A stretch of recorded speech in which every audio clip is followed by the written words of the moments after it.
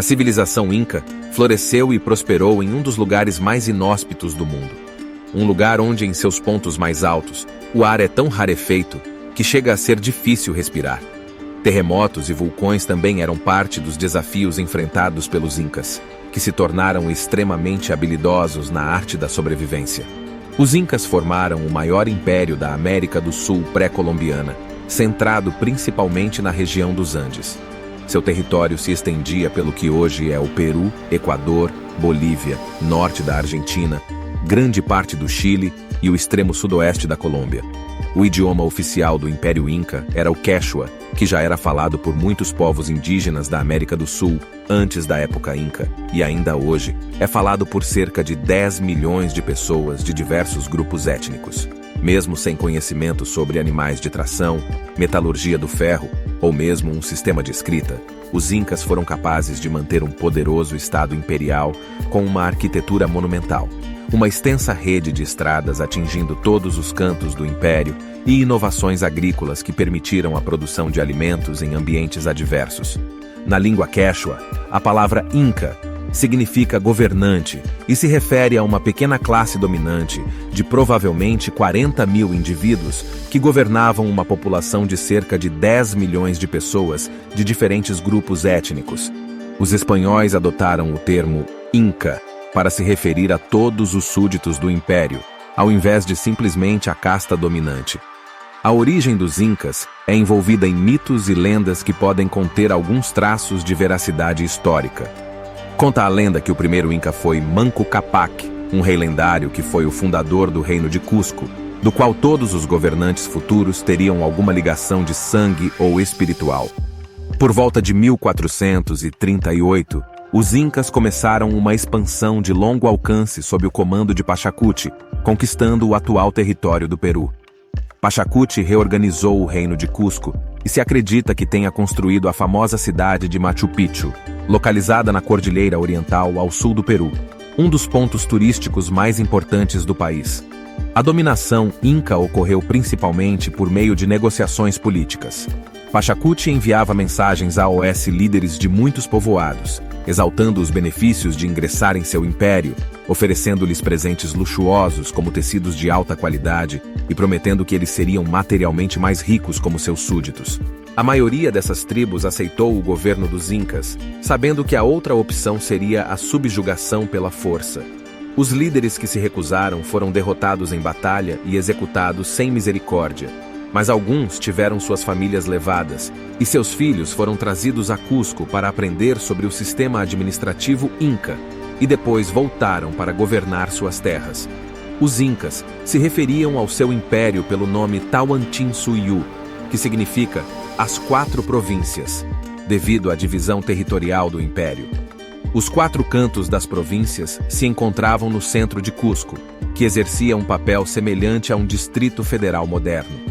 A separação das províncias foi provavelmente criada por volta de 1460, durante o reinado de Pachacuti. O grande líder Pachacuti teve um filho chamado Tupac Inca Yupanqui.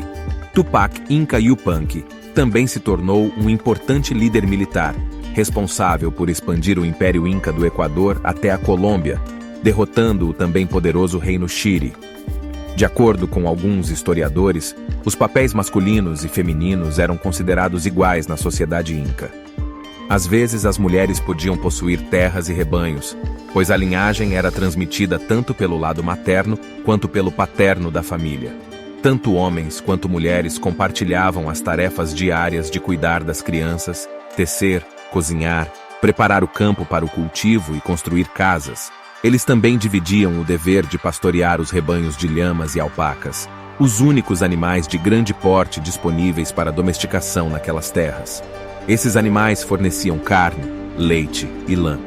As crenças religiosas incas faziam parte de um grupo de crenças e ritos baseados em um sistema mitológico que se manifestava em todos os aspectos da vida, do trabalho, festividades e cerimônias. Eles eram politeístas e cultivavam divindades locais e regionais. Acreditavam na reencarnação após a morte e imaginavam o mundo posterior como um paraíso terrestre, com campos cobertos de flores e montanhas cobertas de neve. A cremação de um cadáver era considerada um tabu, já que a queima do corpo fazia com que a força vital desaparecesse e ameaçasse sua passagem para o outro plano. Isso pode ter dado origem ao costume de enterrar os mortos em locais remotos e de difícil acesso, muitas vezes em grandes altitudes como nos cumes das montanhas. As condições climáticas de alguns desses locais de sepultamento proporcionaram, em alguns casos, a mumificação natural dos corpos, com exemplares sendo encontrados em estado altamente preservado, mantendo seus traços faciais, cabelos, roupas e até mesmo órgãos internos.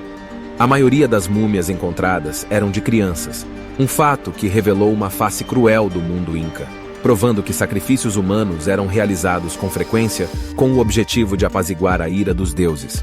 A arquitetura foi uma das artes mais importantes para os incas. O exemplo mais notável é Machu Picchu, construída por engenheiros incas. As principais estruturas e casas eram feitas de blocos de pedra que se encaixavam tão bem que uma faca não poderia ser inserida na alvenaria. Essas construções sobreviveram por séculos, sem uso de argamassa para sustentá-las. O calendário inca estava fortemente ligado à astronomia. Os astrônomos incas registravam os equinócios, solstícios, o ciclo do planeta Vênus.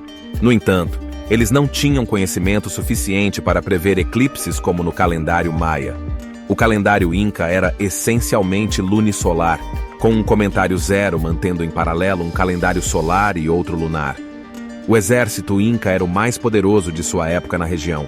Qualquer aldeão ou fazendeiro comum podia ser recrutado como soldado no sistema de serviço militar obrigatório. Todo inca fisicamente apto em idade de lutar tinha que participar da guerra quando o império atingiu seu auge. Cada seção do império contribuiu para estabelecer um exército. Os incas não dominavam o ferro, aço, e suas armas eram feitas basicamente de pedra e madeira, com as mais sofisticadas produzidas em cobre ou bronze. Os incas pouco puderam fazer contra as invasões espanholas que tiveram início em 1528. Em julho de 1529, a rainha espanhola assinou uma carta que permitiu aos conquistadores espanhóis, liderados por Francisco Pizarro e seus irmãos, iniciar uma expedição para conquistar o Peru e subjugar os incas, com o objetivo de saquear suas cidades e confiscar suas riquezas, principalmente metais preciosos como prata e ouro. Os invasores espanhóis trouxeram consigo novas doenças como gripe, varíola, tifo e sarampo, contra as quais os incas não possuíam defesas naturais. Uma grande epidemia se espalhou pelas cidades incas, matando milhares de pessoas em pouco tempo. Além disso, os próprios incas entraram em uma guerra civil pelo direito de sucessão ao trono, o que enfraqueceu ainda mais o império. Atualmente, os descendentes dos incas vivem nos Andes e constituem quase metade da população peruana, mantendo vivas várias de suas tradições e carregando consigo o orgulho de seus antepassados que um dia formaram um poderoso império. Chegamos ao fim de mais um vídeo. Antes de sair, e não se esqueça de deixar o like, inscreva-se no canal e ative o sino de notificação para não perder mais nenhum vídeo. Muito obrigado.